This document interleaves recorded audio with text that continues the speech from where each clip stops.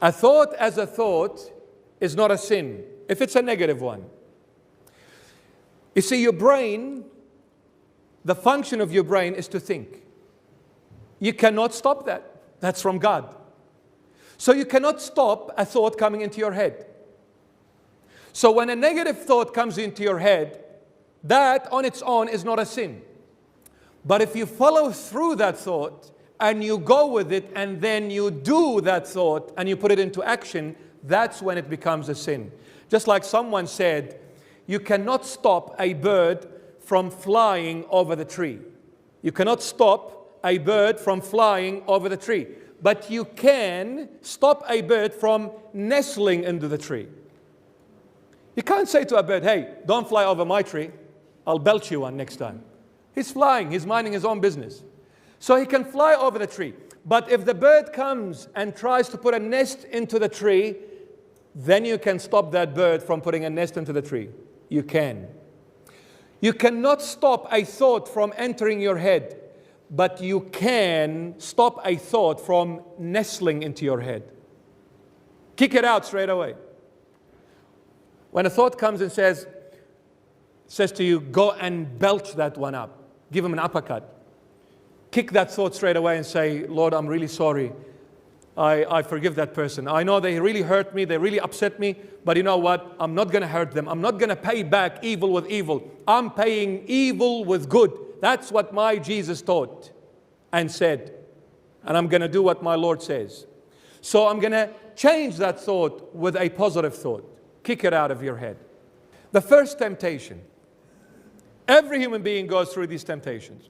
If you are the Son of God, say to these stones to become bread. Satan attacks your intellect.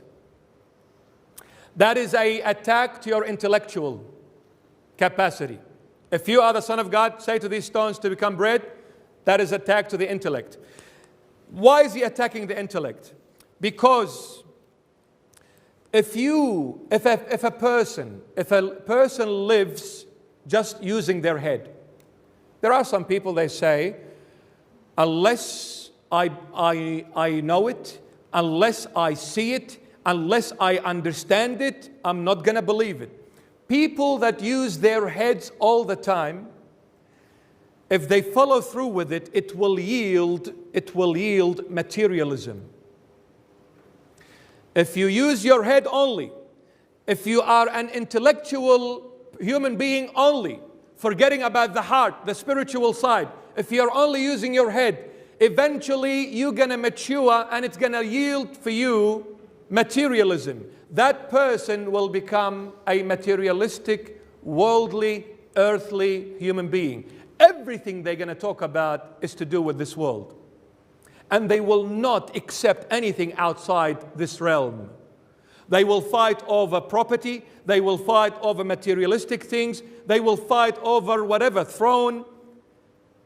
And you can see that happening everywhere. At work, at school, at home, at church. Why do you think there are problems, frictions, divisions between the human race? Because they want to use their head. And then when they use their head, they become materialistic people. In the church, the most powerful thing that has divided the Church of Jesus Christ is the chair, the throne. It is not religious, it's political. And if I see that there is a threat to my throne, I will do anything and everything in my power to abolish that threat. You see that in governments. Superpower countries, they invade those other countries and they do whatever they want under the banner of democracy. Well, if America went into Iraq because of democracy, why didn't America go to Sudan and Somalia because of democracy? Millions of people have been slain there. Oh, well, because there is no profit there. What are you going to do there? Run after zebra? If you are the Son of God, say to these stones to become bread. He's attacking your intellectual level. If you become an intellectual human being, you will become a materialistic person. I can assure you, if Jesus is the head of you, you will never fight over materialistic things. Never. You know why? Because Jesus said it. Jesus said it. He said, the birds have a nest to live in, and the foxes have a place to go and dwell in. But the Son of Man, referring to himself, has no place to rest his head. I don't have a place. This is my creation, but neither me nor my words are of this world. I come from a different world. And anyone who believeth in me should have the same intellectual understanding. You are not of this world. One day, sooner or later, may God bless you and give you a long life, but sooner or later, every one of us will have to live this life. True? That's a fact. The moment I grow older and I begin to understand, I know death is part of life. I know that there was a beginning for me and there's going to be an end for me. I will not live here forever. And since I can see this, I can understand this, then why am I fighting over things that will never be mine? Why I fight? I'm not saying that for someone to come and take your rights and you be quiet and say, oh, it's not mine, take my home, throw me in the street. No, I'm not saying that.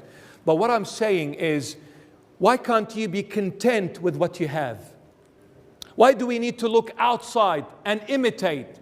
Why should I say, how come this person has this big mansion and I've got a small home? I want to have a mansion as well. Why is this person driving a brand new car and I'm not? Why is this person dressing up like that and I'm not? Why is this person being able to afford this and I'm not? I need to be content with what I have. If I am to Christ, then I should not be a materialistic person.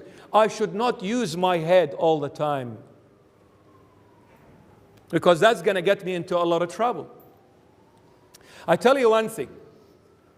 As far as this world is concerned, as far as this life is concerned, when it comes to material things, always, my advice to you, always look at the people who are less than you. When it comes to materialistic things, always look at people who are below you. And when it comes to spiritual things, always look at people who are above you. Why?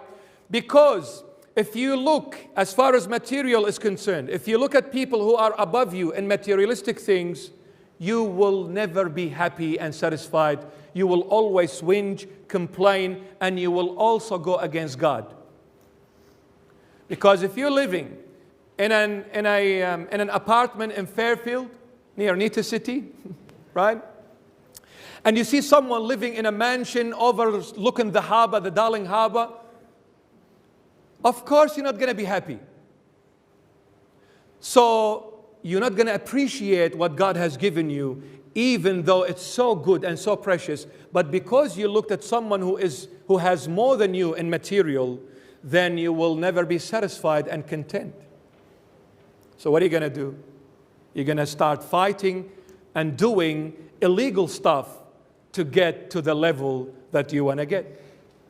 Why do you think young people go and sell drugs? It's an easy way to make money overnight. If I go, by the time I finish high school, by the time I finish college and university, man, my bones will be all aching. By the time I start work, if I find the right job, how much are they going to pay me? I'm just calculating. If I get this, and then I got to buy a house, and then if I find someone, she's going to give me a hard time. She wants a house and a car and this and that. I can't live. And also, even though I get a house, I get a car, I get this, I get a wife and everything, it's going to take me 20 years. Man, I can do this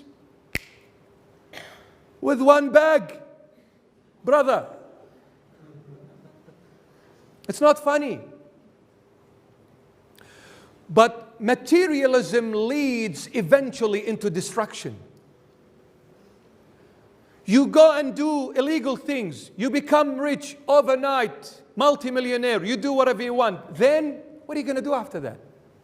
What kind of future do you have? Every time you go out, you got to see behind you who's following you. Because you don't know what kind of thing is going to come behind you, whether it's be a bullet or a knife or something. I don't know. you are never free. Materialism leads you into slavery. Slavery. You become a slave to materials which Jesus already gave you.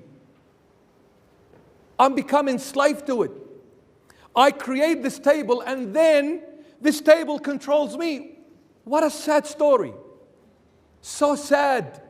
This is my own handwork. Look how God has granted me His graces. He has given me that knowledge, that understanding, that comprehension, that power, that wisdom to create things. Yet look what I'm doing. I'm creating them and then I'm saying I am their slave. That is materialism. Satan attacks the intellect to make you slave to materialistic lifestyle. Be open-hearted, an open hand, and don't worry. You see someone begging on the edge of the street, give him money. Don't say, no, I can't. What if he's not a beggar? It's none of your business. He's sitting there, give him.